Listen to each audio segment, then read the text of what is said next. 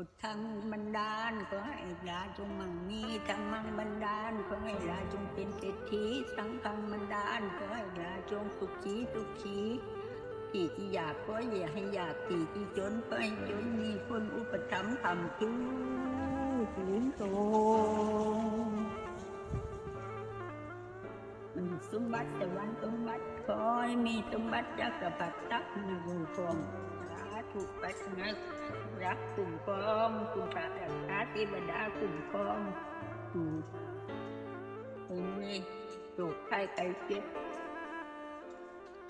นี่คือความสุขความเจริญเดินลาขอให้ได้ยศถาบรรดาศักดิ์สูงส่